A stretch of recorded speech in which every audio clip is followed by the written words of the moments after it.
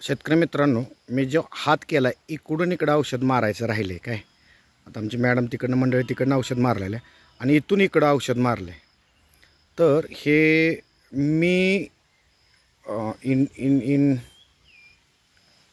In India grows असं नावाचं मी spray plus नावाचं हे स्टिकर आहे काय. ह्या स्टिकरला मार्क द्यायचे म्हटलं तर 100% मार्क माझ्याकडं नाही. ती खूप छान स्टिकर आहे, शेतकऱ्याने वापरावं असं आहे.